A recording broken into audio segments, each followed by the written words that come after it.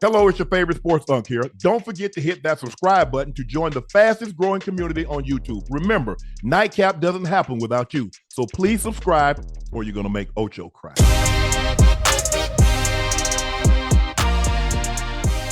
Ocho, Mike Vrabel was apparently very close to landing the Jets job before the Patriots job opened. Reporter Connor Hughes explained that if New England hadn't fired Gerard Mayo following his 4-13 season, he believes Vrabel would have been the helm of the New York right now. And truthfully, he was interested in the Jets as the Jets were interested in him. If the Patriots job hadn't opened, I genuinely believe that Vrabel would have been was going to take the job. They wanted Mike Vrabel more than anything else. So that's when he was the only way to take the Patriots job. They made a last-second call. Is anything we can do to give you the job? Full control, more money. What do you want? More. What more can we do to change your mind? Ocho? Yeah. If you interviewed him, he should have never left your building. You shouldn't. Hey, listen, you got to do that. You got to understand. You got to understand. A coach like that, which is why Mr. Kraft did what he did. Which is why Mr. Kraft, he understood. He understood the assignment. Ain't no way in hell we have a quarterback. I think if we just have the right person in charge, with a little structure, with a little discipline that can instill that Patriot way. Gerard Mayo, I think, was well capable of doing so. They just didn't play well for Gerard Mayo for whatever reason. I don't know. But the team looked completely different under the tutelage of goddamn Mike Vrabel. They look like a totally different team. I listen. Hey, I don't know why, but listen, I don't think Mike Vrabel would have had success in New York anyway. He wouldn't have had success. Hell, if you're going to have success, if you couldn't do it in Tennessee, you damn sure weren't going to be able to do it in New York. I think Tennessee got with him prematurely. That's what I think. I think the thing is, you listen to Dave, like he and the owners started butting heads. You know how it is, Ocho. And I guarantee she wish she had Mike Vrabel now. She's finding out. She's finding out the hard way. Yes, sir. She's finding out the hard way. So, I think the thing is, Ocho, like when you're in that type of position, you're in ownership or you're in leadership. The one thing you can't be is impulsive. Yeah. Get mad, you're fired. You can't do that.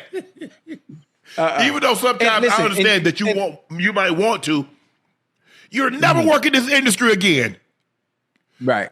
Shit. Vrabel had, think about it. And then they let Derrick Henry go, and they ended up trading A.J. Brown. Yes. You trade your back. Yes. Hey, listen, horrible decision. But A.J. wanted out, but they were making horrible decisions. They wouldn't pay him. Was to try to, that too. But the trade was to try and better their team. Let's see what we can get for him and see if we can improve our team. They drafted brother Traylon Burks, who was supposed to. I think my camera cut off. Yeah, that didn't pan out. That didn't pan out too well. So, it's just they've been making some bad business decisions when it comes to not only players but the coaches. Yes. Well. The coaches well. You have a Super Bowl winning coach that knows what it takes to win. He knows how to build a team. Obviously, coming from the Patriot way, coming from New England. You know what? I have the formula. I know what it takes. It's not going to be the snap of a finger, and you can't just take money and throw money at it. I need time. Now, and with that time, I need you to give me a quarterback. If you give me a quarterback, I'll take care of the rest. He goes to New England. He has a quarterback. Okay, you know what? Now we set. We have a franchise quarterback for the next 10 to 15 years. Now, Mr. Kraft, let me do the rest. Let me do the rest. So what we see from the Patriots right now, we finna see this for the next 10, 12, 15 years.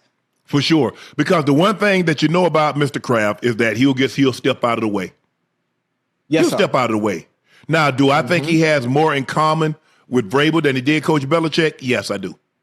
I think think under normal circumstances, Mr. Kraft and Coach Belichick probably would have butted heads. But in a situation like what we're in, Ocho, I'm going, I'm mining gold, and we're still finding it. Yeah. And now, if Vrabel takes that job and they can entice Sam Darnold to come back, because I do think Sam Darnold says, okay, here's a coach that has control. I ain't got to. I don't got to worry about ownership. I ain't got to worry about no general manager. Mike Vrabel got control. I'm not saying he has as much control, but I believe. Right. Who's the general manager? Didn't the general manager come back with Vrabel? Yeah. Because at the end of the day, Ocho, some people take jobs, and I'm just happy to have a job. They ain't got no say over the 53. They ain't got no say over 50 free agency. Right. They ain't got no say over the draft. Yeah, that's hard. That's hard. Huh? That's hard to be a coach. In Tennessee, or was he already there? I know he got. I know great Vrabel more than likely has say over 53 and has some say obviously draft. Absolutely, because he knows what he wants. He knows the type of player. He knows the system that he's trying to run. He knows the type of player that he needs to fit said players system. He needs. Yes. That's why Coach Belichick. A lot of times when he drafted players, he went and worked them out himself, but he needed to talk to them. Because the thing is, you can't have a big ego and play for Coach Belichick. Nah. Because you say, well, check your ego at the door. Nah, you got to leave your ego at home. Because, see, if you check it at the door, you might, sneak, ain't nobody look at and go back and get it. Yeah, nah, that ain't going to work. No. That ain't going to work. As a matter of fact, it's not going to work with Vrabel Absolutely not. Hold on. What's the first thing we say about Stephon Diggs? What's the first thing everyone says about Stephon Diggs? Well, hell, he looks like a whole different person. He seems like a whole different person. No, that's just when you walk in that door in New England and just something about that atmosphere. They always talk about the Patriot way. I can't explain it. I was there. The aura, the atmosphere, just you check yourself. The standard is the standard. Automatically, you just do it. Is that your sound or my sound? Nah. Okay. Nah, ain't nothing wrong with me. Because you were speaking out, your mouth was moving. I ain't hear nothing. Oh, my bad. I be talking so goddamn fast, man. My bad. Yeah. But man, I look, the Patriots going to be good for a long time, and what we thought was a foregone conclusion that Josh Allen and the Buffalo Bills are going to run this division for the next 10 years, that's not going to be the case. Yeah. This is going to be a dogfight in this division. Yeah. This is going to be a dogfight in this division. Oh, but between two teams, yeah, for sure. Between two teams, it's gonna be always for the next decade. It's gonna be the Patriots or the goddamn Bills. I agree. Oh, not your guppies. Who? Your guppies. Oh no! Listen. The Dolphins and the Jets are in the same boat. They in the same because they finna scrap. They finna scrap and clean house too.